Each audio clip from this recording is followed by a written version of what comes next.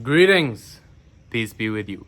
In this video, I'm going to be sharing with you how to channel the energy upwards on semen retention. Okay, so what I'm going to be discussing in this video is first and foremost the big picture, right? The three treasures of Taoism, which are essential in actually being able to transmute that energy, understanding the end goal, why do it in the first place. And then the foundations that you need to have in place before you actually begin transmuting that energy upwards, channeling that energy upwards, okay? A lot of guys are like, yo, just teach me the trick, the tip, the technique on how to channel that energy upwards and I'll be good, right? But without that foundation, it's bound to topple down, right? A lot of guys just want to build that huge building without digging the foundation, right? If you want to see how tall they want to build a building, you have to see how deep they're going to dig the foundation, right? So what foundation do you need in place before even thinking about going down this path? I'm going to be sharing that with you. And then towards the end, I'll give you the exact step-by-step what analogy to think of this through so that you can practically begin to channel that energy upwards rather than outwards, right? So first and foremost is the three treasures of Taoism, okay? My understanding around this stuff, around semen retention, has come through the works of Mantak Chia, right? Taoist master has written more than like 20 plus books at this time. And a large part of the knowledge that I have around this area, a large part of the experience I have around this area came through my learnings of his teachings, right? So in Taoism, they have the three treasures, right? There's Qi energy, there's Qing energy, and there is Xian energy, right? So Qi literally means breath, right? The Taoists saw Qi energy as the breath of the universe, which moves through everything and everyone, right? Excuse me. And Qi energy is what we get through our breath, right? Through what we breathe. When we enter this dimension, we open up with the breath, right? And when we leave without the breath as well. So the breath is actually what keeps us connected over here. It's what allows the flow of that Qi to go throughout our body, right? And then there's the food that we eat, right? The food that nourishes our body to actually cultivate that Qi energy as well. And then the rhythms throughout the day, right? The sun, the pulsation energies, all of these are known as the Qi energy, right? In Hindu philosophy, in Tantric philosophy, they know it as prana, right? That also means breath, right? Or electromagnetic life force energy, whatever you want to call it, right? This is the energy which runs through all things, right? And then the second energy is that of Qing energy. And what this literally means is sexual essence, right? This is your sexual energy. And Qi becomes Qing energy through the processes that your body runs through, right? And in the Taoist philosophy, they say that 100 drops of blood is equal to 1 drop of semen, right? That's how much energy goes into creating that semen, right? In yogic philosophy, I think it's like 40 to 60 drops. Either way, it's a very potent energy, right? And the reason that Qing is more potent than Qi, that is stored in a food, for example, right? You eat an apple and your body will eventually take on the energy of that apple, eventually through the digestive process, right? But with Qing, it's way more potent because the instant that you start feeling the sexual energy is the instant where your entire physiology begins to change as well, right? So that is really the power of Qing energy, right? And the purpose of cultivating this energy is to allow for the transmutation of it to Xian energy, right? Which literally means spiritual energy. And that's what I love about these ancient Eastern mystical traditions, you can call them, is that they saw sexuality and spirituality as two sides of the same coin, right? The purpose of cultivating that sexual energy is to draw the link between our biological identity and our metaphysical identity, right? Because once we can begin to cultivate that energy and really harmonize the polarity of masculine and feminine, of yin and yang between us, that is when we can begin to experience the transcendence, right? And I'll be sharing with you what that exactly feels like. It's kind of ineffable, right? It's kind of like describing colors to a blind person, right? Because until you actually experience this, you can only talk about it, and talking about it is only words at the end of the day, right? So the three treasures of Taoism, Qi, Qing, and Xian, are because it was thought of that like proper cultivation of these energies is what allows us to actually reach enlightenment, or that high state of being, whatever you want to call it at the end of the day, right? So the ancient Taoists weren't as concerned about morals and values and ethics and what's right and what's wrong. They were concerned on how we can actually cultivate our energies to the highest point so that it, like, morality just becomes a byproduct of that, right? If our energies are well cultivated, if we're not carrying toxic energies, then we will dictate ourselves in alignment with the Tao, right? In alignment with the way, in alignment with the law, right? In alignment with how we're supposed to be, right? In alignment with our higher self. rather than getting caught up, right? Because all of us have this vision of what we're capable of, what's really important to us, what our values are, what our highest self is capable of. But what holds us back is not having the energy to live up to it, right? So the Taoists were all about the core, the root, which is if we just help people get the energies cultivated, then their behavior will be dictated well as well, right? So the purpose of this whole cycle of Qi, Qing, and Qian is to allow that energy to be transmuted into that Qian energy and allow for that spiritual transformation to take place, right? So a lot of guys are like, yo, semen retention, for the female attraction, for the glowing skin, for the muscles, for the money, right? But the Taoists were all about how it can lead to our spiritual transformation at the end of the day, right? So before we even dive into how to actually channel the energy, right? What analogy you can use and step by step, we have to discuss the foundation, right? We have to dig that foundation before we start building that building, right? Building that building, right? So it's like, you know, why are you here? At the end of the day, that's like, why are you here? Who are you, right? What is your purpose? What is your path? What are you uniquely good at? What is your reason for being, right? At the end of the day, if you're not thinking about this stuff and you're just thinking about how you can get the girl, how you can get the money, then again, like maybe you can practice it, you can build that building, right? But without a foundation in place, right, it's just going to topple down with the wind, right? And that's why it's so important to get clarity on your dharma, on your reason for being, on your purpose, right? Your authentic path, like, of course, it's going to not be something entirely clear to you in the moment, right? But there is some overarching themes around what you are truly uniquely good at and what the world needs and what the world is willing to pay for and what you love doing every single day, right? And whether it's expressing yourself, because I believe we're all here to create, right? What does the creator do? The creator creates. And at the end of the day, it's like either there's influences taking place that hold you back, that cause you to be reactive, right? Or you can be creative with all of that coming in, right? So really getting clarity on that first and foremost, on your path and purpose. Because if you're not properly aligned in your path, in your purpose, in your what you truly find meaningful in life and who you truly think you are, if your like identity is on a weak foundation, if you don't even know what you stand for, what your values are, and you go through this practice and you channel that energy could end up being way more powerful than you know how to deal with, right? And that's when we have stuff like the Kundalini psychosis, right? Where people just go crazy because they have too much energy going through their body. That's a loud ass bird. And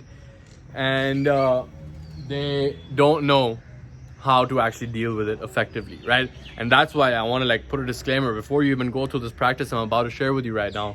Just get some clarity, get on your values, on what's important to you, on who you see yourself as, what your purpose is, what you would do for the rest of your life if you could do it, what you would do if you had $100 million in your bank account right now, right? Getting clarity on who you are, right? Know thyself, as the Oracle of Delphi said, right? Know thyself is so important. And you know, at the end of the day, it's like you can practice this because you want to get a certain result. But if you don't know who you really are and you don't know what you really stand for, then again, like the wind can blow in and then you can fall down and then it won't be great after that, right? So just a disclaimer before diving into the practice, okay? So how do you actually channel that energy upwards? How do you think about this?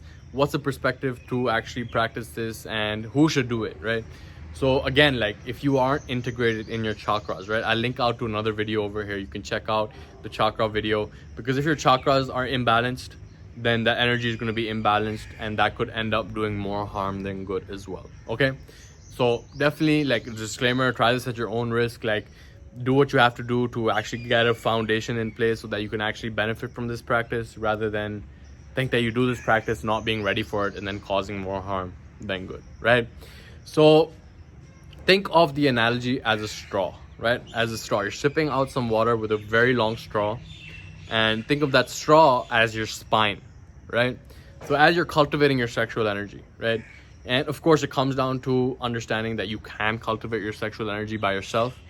But ideally, you don't want to get attached to that. You want to do it with a partner so that you have that masculine and feminine polarity being experienced as well, right? You're harmonizing the masculine and feminine polarities. Now, you know, there's so many prerequisites that go into this as well. So I'm just seeking awareness on how to best explain this. But you know, when you are experiencing that, right? For example, let's say you're edging, right? Let's say you're solo cultivation, you're making love to yourself, right?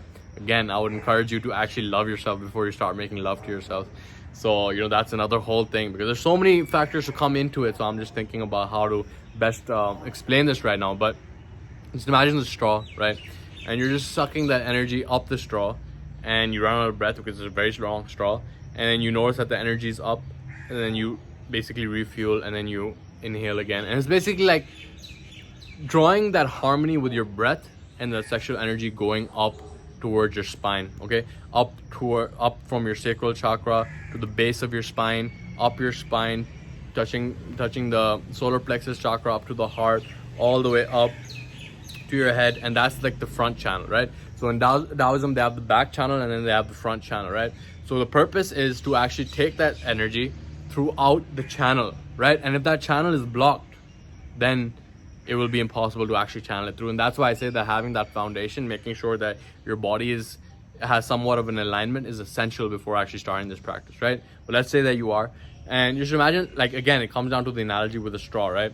So you're sipping on the straw, the energy is going upwards, right? And then you run out of the breath, and then you just hold that energy upwards. And it's like woo-woo, all right? It is woo-woo. It is metaphysical. It is not based on science, right? Like, it's not based on science that you're actually channeling this energy that's there up your spine and going. But once you begin to develop a sensitivity to it, is when you can begin to experience it for yourself, right? And like I said, there's so many prerequisites that go into this. But let's say you've gone through those prerequisites. Let's say you have strong sexual muscles whereby you're able to actually contract, right? So if you haven't, like, check out this video over here. It's on the exercises that you need to do to actually master this practice, right? Let's say you have done those exercises. So it's all about visualizing that energy channeling up from your sacral up towards your spine, right? Up from your spine up to your head. And what you want to do is keep your tongue, right, behind your two teeth at the palate, because that is what actually acts like a conductor for your back channel and your front channel, right?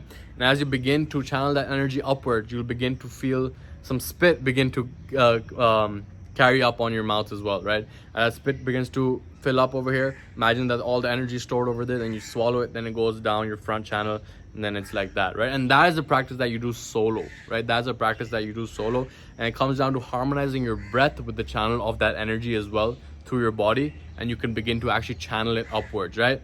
And you know, like, you go through edging, right? You're just hitting the spot, you're hitting that spot, and really it comes down to developing that sensitivity in the difference between orgasm and ejaculation, okay? That's really the core fundamental behind all of this. And until you do that, like, in my view, you shouldn't even be going and practicing in a dual cultivation setting, right? You shouldn't be even going with another woman if you don't know. And I mean, you might know that there's a difference between ejaculation and orgasm, but until you actually experience it, until you actually become proficient at drawing that distinction, at knowing where that line is, then it becomes very easy to slip over that line over there, right? So once you have that sensitivity, that's what it really comes down to, channeling that energy up your spine like you're sipping up a straw, and then having your tongue behind your palate, and then bringing it up here, and then imagining it, just visualizing it go down your front channel as well as you swallow that spit, right? That's really the essence of it. That's the practice. But of course, there's so many other things that come into it as well, right?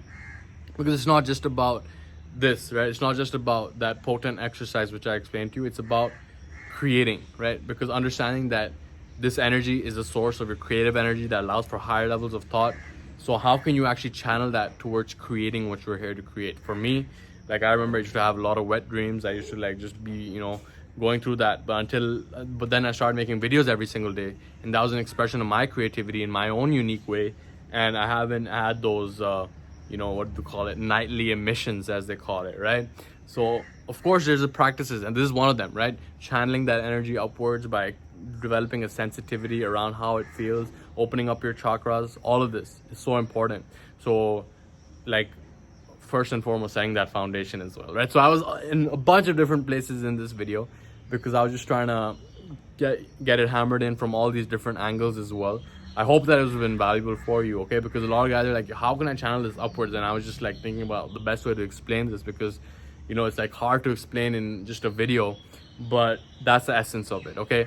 Channeling it up through your chakras. And if your chakras are blocked, it's going to be impossible. If you're not clear on your purpose, it's going to be impossible. If you don't have the foundation in place, it could end up doing more harm than good, right? They call it Kundalini psychosis, right? But it's about understanding, you know, like, even in the Hindu philosophy, they have the serpent of Kundalini, right? It rests at the base of your spine. and it feeds on the milk, right? So once you feed that milk to it, the energy, right, then it goes upwards, and then that's what leads to enlightenment, right? That's what leads to higher senses of awareness. And once you experience that is when you realize that, you know, you are a part of everything that is, was, or can be, right? You literally have that experience, room out video of transcendence, right? So like, I've been in a whole different bunch of places in this video, but either way, I hope you got value from it. Leave a comment below letting me know if something was not entirely clear to you, then I'll make another video on that or reply to your comment. Okay, subscribe if you haven't already, like the video if you like it. And with that being said, this has been Mo and I'll see you in the next video. Much love to you. Take care.